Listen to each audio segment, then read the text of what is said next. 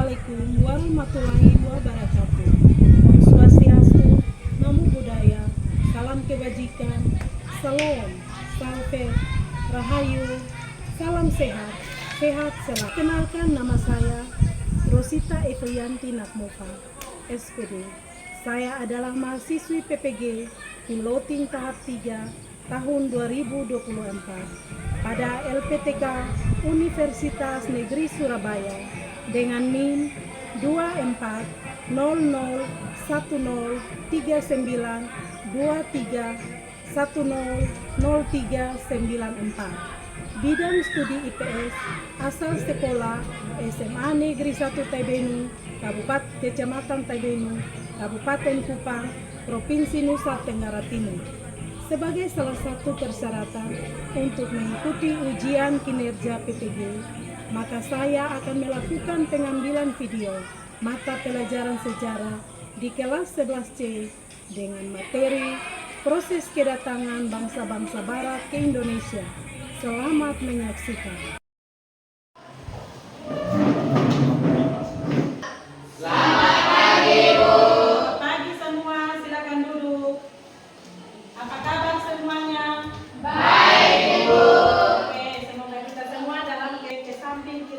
Tempat duduknya masing-masing.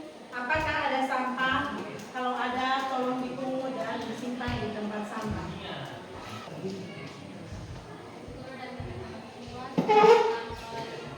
Pembelajaran kita pada hari ini, marilah kita berdoa. Salam ya Allah, Tuhan yang Maha Kuasa, Bapa, haleluya. Ya, terima kasih Nona Raini yang sudah memimpin doa. Oke, baik, kalau semuanya hadir kelas, ibu minta salah satu dari kalian silakan berdiri. Yang pertama, mengawali dan mengakhiri KBM dengan doa. Yang kedua, menjaga kebersihan ruang kelas. Yang ketiga, menjaga keamanan kenyamanan di ruang kelas selama KBM.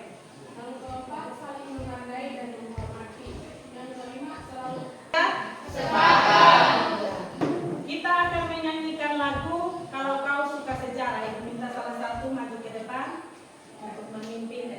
Kalau kau suka sejarah bilang asik, asik. Kalau kau suka sejarah bilang asik, asik. Kalau kau suka sejarah, mari kita belajar. Kalau kau suka sejarah bilang asik, asik. Kalau kau suka sejarah bilang oke, oke.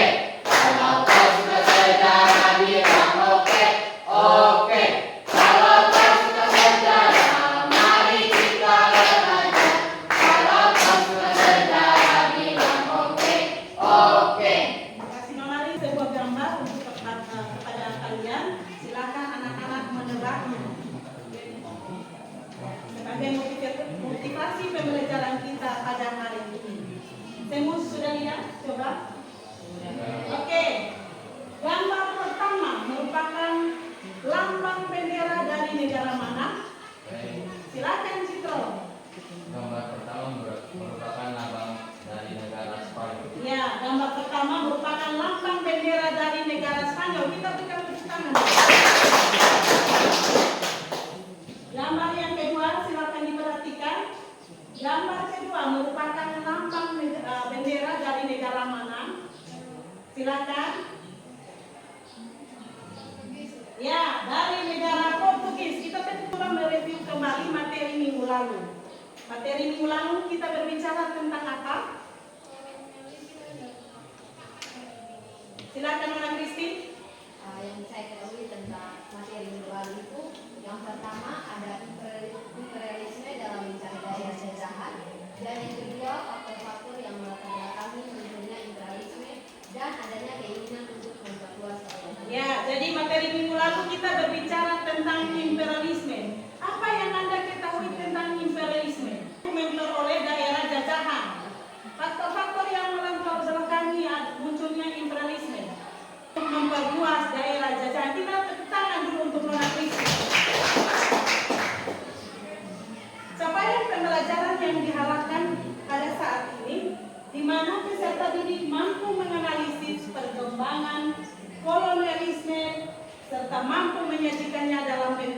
tulisan atau media lain akan kita bahas pada pertemuan hari ini. Yang pertama tentang faktor-faktor pendorong datangnya bangsa Barat ke Nusantara, yaitu bangsa Portugis, bangsa Spanyol, bangsa Belanda, dan bangsa Inggris. Maksud dengan kolonialisme. Silakan hari ini. Kolonialisme adalah kata koloni yang berasal dari bahasa Latin, yaitu kolonia, yang berarti tanah, yaitu tanah pemukiman dan atau tanah penjajahan. Secara konseptual, kolonialisme adalah permasalahan atau penjajahan terhadap suatu wilayah oleh bangsa lain. Kita berikan tepuk tangan untuk ini. Oke, pada pertemuan kali ini kita akan membahas tentang proses kedatangan bangsa-bangsa Barat ke Nusantara. Dalam sejarah bangsa-bangsa di dunia dikenal adanya masa penjelajahan samudra. Aktivitas penjelajahan samudra dalam rangka untuk menemukan dunia baru. Aktivitas penemuan dunia baru didorong oleh semangat untuk menemukan, memenuhi kepuasan dan kejayaan dalam kehidupan politik. Yang dimaksud daerah dengan masa kolonialisme. Kolonialisme berasal dari bahasa Latin yakni koloni, yang artinya tanah pemukiman atau tanah jajahan. Secara khusus, Belanda yang ingin menguasai wilayah Indonesia dan Inggris yang ingin menguasai wilayah di semenanjung Malaya dan India. Bangsa-bangsa Eropa ke Indonesia, ke Nusantara. Yang pertama, perkembangan ekonomi, di mana rempah-rempah menjadi pusat yang sangat laris di pasar internasional seperti cengkeh, lada, pala, dan lain sebagainya. Yang kedua, keyakinan bahwa negara-negara yang lebih kuat memiliki hak untuk menjajah daerah yang lemah atau negara yang lemah. Yang ketiga, jatuhnya kota Konstantinopel ke tangan Turki Utsmani pada tahun 1453 yang berakibat putusnya hubungan antara para pedagang Eropa dan Asia Barat. Yang keempat, adanya berbagai penemuan di bidang pelayaran, contohnya seperti kompas atau alat penunjuk arah, sehingga muncullah penjelajahan samudra untuk mencari sumber daya yang ada. Dan yang terakhir, adanya semangat melanjutkan perang salib. Jadi mereka meyakini adanya keberadaan Pater John di Nusantara. Pater John ini merupakan seorang penyebar agama Islam. Adapun faktor-faktor yang melatar belakangi kedatangan bangsa Eropa ke Indonesia, itu tadi di awal Ibu sudah sampaikan. Coba perhatikan di slide. Gambar apa itu? Ya. Gambar pelabuhan Banten. Yang kedua, gambar apa itu? Gambar rempah. Itu adalah gambar rempah-rempah.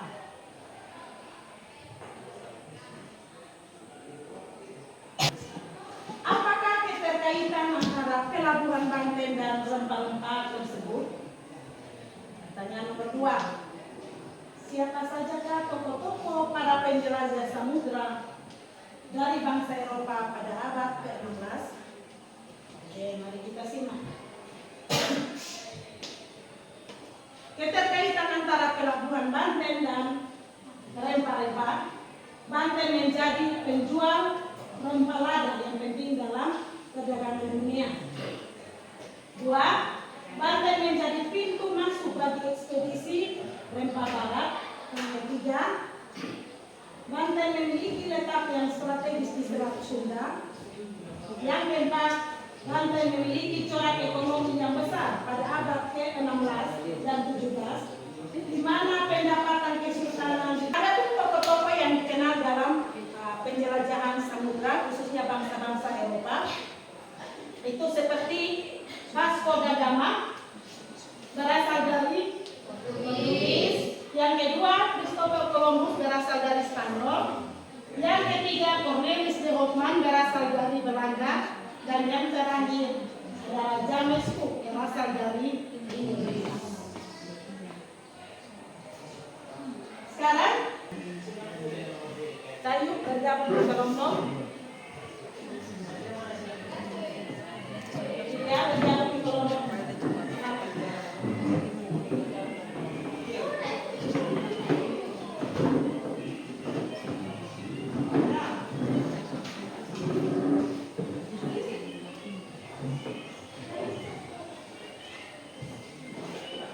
Jadi kita beri nama kelompok 1, nama kelompoknya Portugis. Kelompok 2 kita beri nama kelompok Spanyol. Kelompok ketiga kita beri nama Inggris. Dan kelompok keempat kita beri nama Belanda. Oke, kelompok Portugis.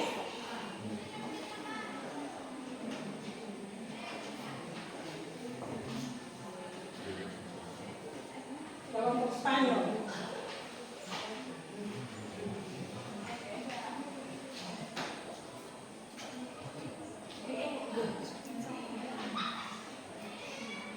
Silakan Anda perhatikan di LKPD-nya.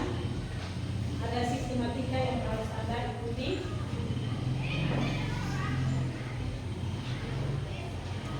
Silakan Anda tulis nama kelompok. Untuk kelompok 1, kelompok Portugis, yang membahas tentang latar belakang kehadiran bangsa-bangsa Barat ke Nusantara, khususnya bangsa Portugis. Kelompok 2, kelompok Spanyol, dia menganalisis tentang latar belakang kehadiran bangsa-bangsa Eropa ke Nusantara dan jauh yang dilalui. Sudah kelompok 2. Kelompok 3, kelompok Belanda, membahas tentang analisis latar belakang kehadiran bangsa-bangsa Eropa ke Nusantara dan jalur yang dilalui. Dan yang terakhir kelompok 4, membahas tentang menganalisis latar belakang kehadiran bangsa-bangsa Eropa ke Nusantara dan jalur yang dilalui. Sudah cek? Silakan kelompok Portugis. Anda menganalisis tentang latar belakang kehadiran bangsa Portugis ke Indonesia dan jalur yang dilalui. Oke.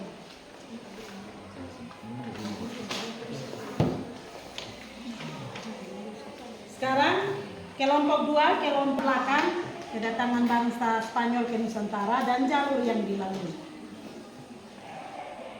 Oke. Kelompok 4, Anda menganalisis tentang latar belakang kedatangan bangsa Inggris ke Nusantara dan jalur yang dilalui. Sudah paham? Oke. Lalu, silakan Anda kerja.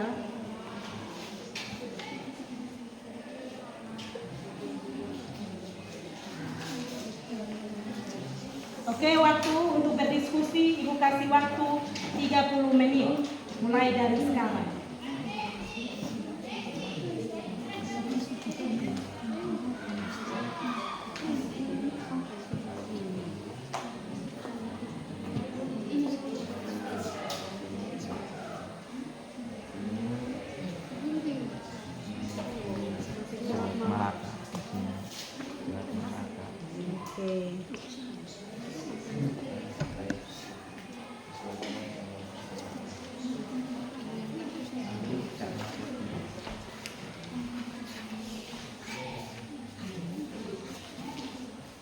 Oke, yang kedua sudah bagus.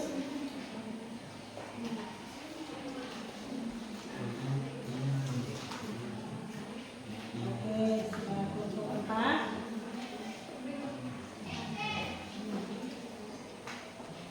Silakan.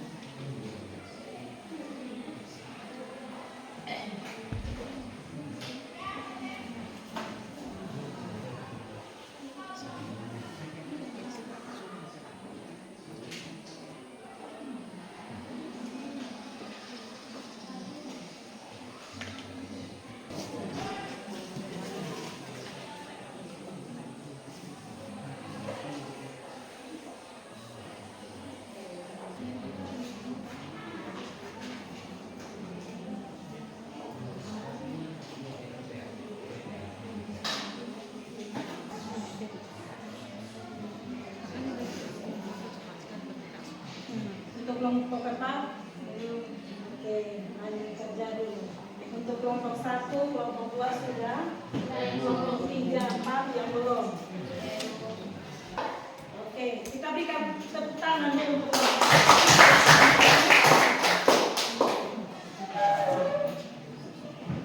Berikan kepada kami kelompok 1 untuk menjelaskan latar belakang kedatangan bangsa Portugis ke Nusantara dan jalur yang ditempuhnya.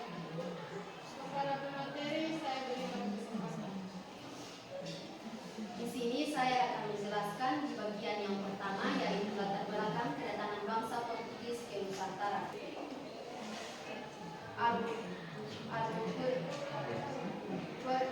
Setelah menjelajahi Portugis, dan yang bagian kedua akan dijelaskan oleh teman saya. kita berikan tepuk tangan dulu.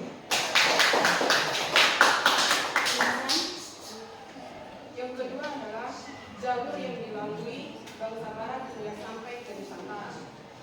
Dalam melakukan penjelajahan samudra, bangsa Portugis menempuh jalur timur.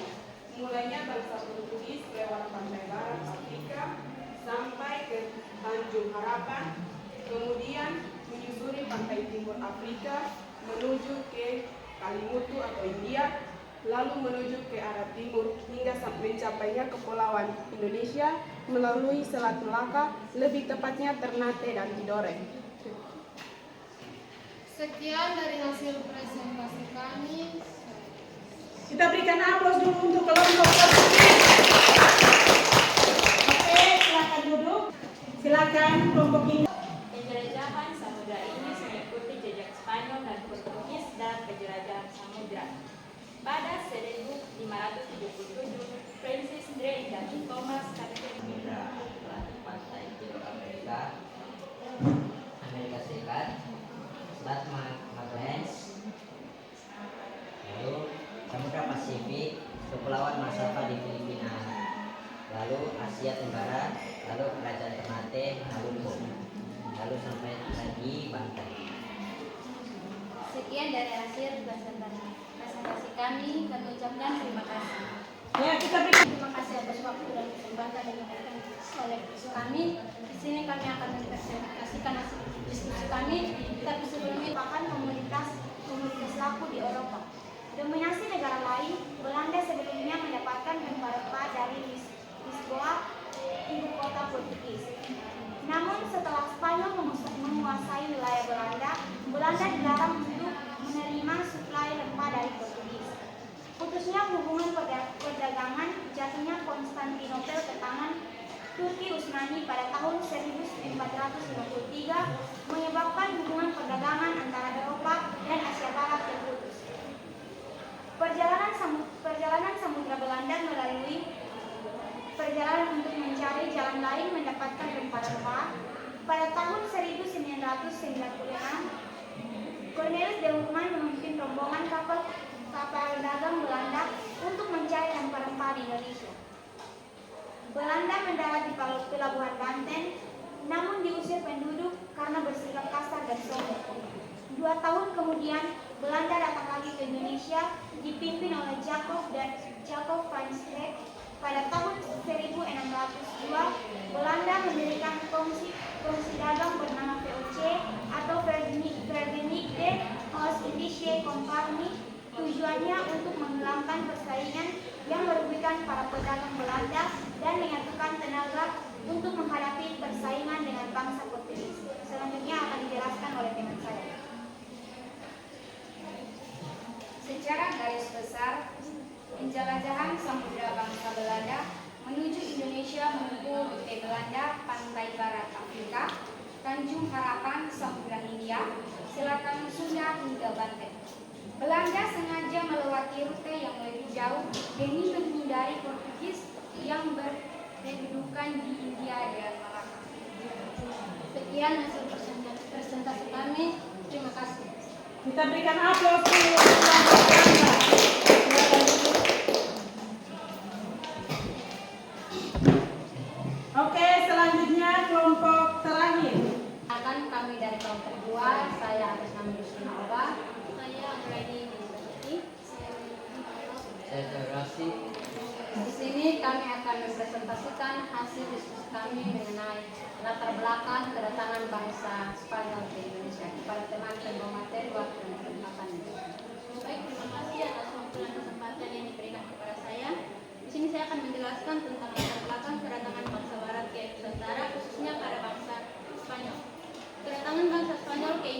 dilatar belakangi oleh semangat 3G, yaitu gold, glory, dan gospel.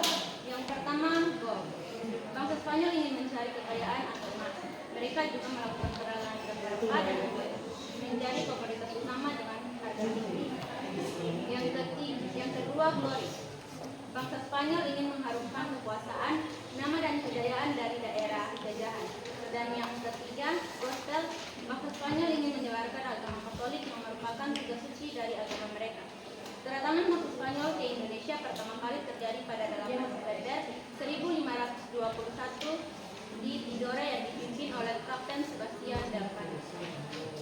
Untuk jalur yang akan dilalui akan dibahas oleh teman saya. Yang kedua, jalur yang dilalui bangsa Barat hingga sampai ke Nusantara adalah rute perjalanan Spanyol ke Indonesia adalah dari Spanyol di Samudra Atlantik menuju benua Amerika, ujung selatan benua Amerika, Samudra Pasifik, Filipina, dan akhir sampai di Maluku.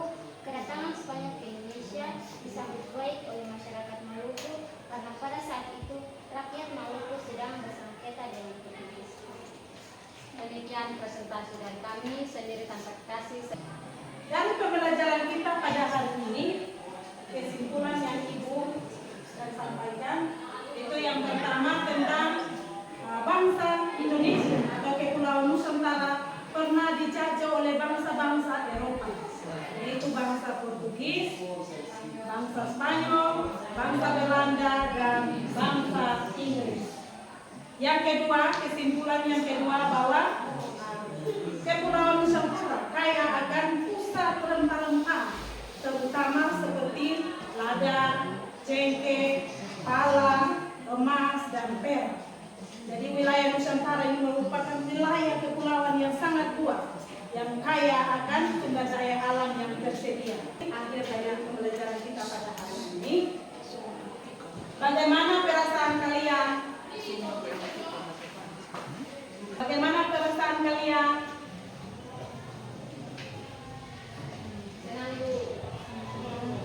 Bahagia.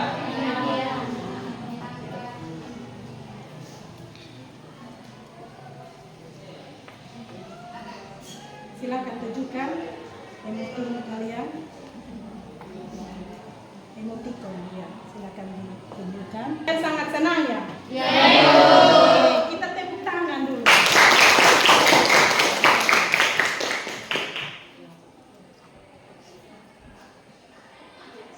Sebagai asesmen awal akhir, uji kemampuan kalian, kemampuan pengetahuan kalian tentang materi pembelajaran kita pada hari ini adalah A. Negara Prancis, B. Negara Spanyol, C. Negara Inggris, D. Negara Portugis. Ayo cepat. Tulis yang kedua.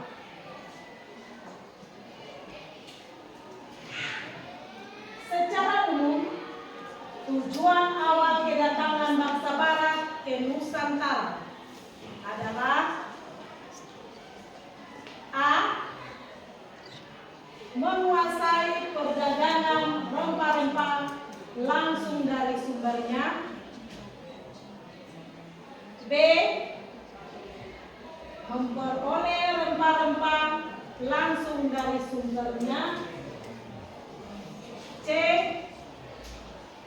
Menguasai wilayah strategis untuk perdagangan maupun militer, C. Monopoli perdagangan, D. Ikut campur dalam kegiatan kerajaan.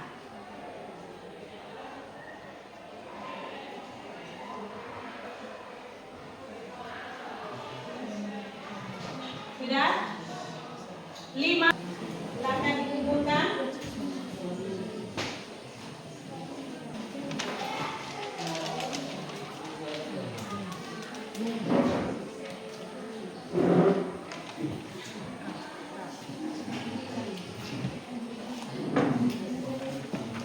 Oke, selanjutnya tolong siapkan buku tugas rumahnya. Siap.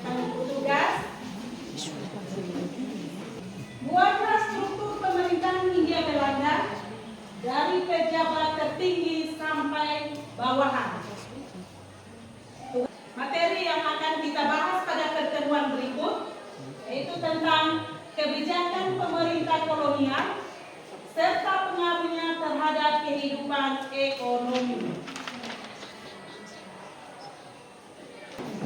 Kita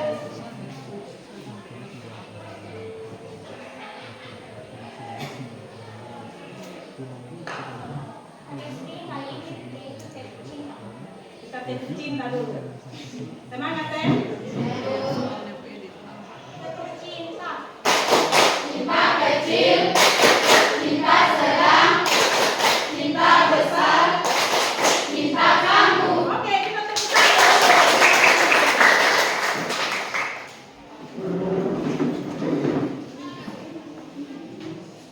Oke, agar semua pembelajaran kita pada hari ini dapat berjalan dengan baik. Itu semua karena tuntunan Tuhan. Untuk itu kita menutup kegiatan pembelajaran kita pada hari ini dengan doa. Ibu minta salah satu maju ke depan untuk memimpin kita dalam doa.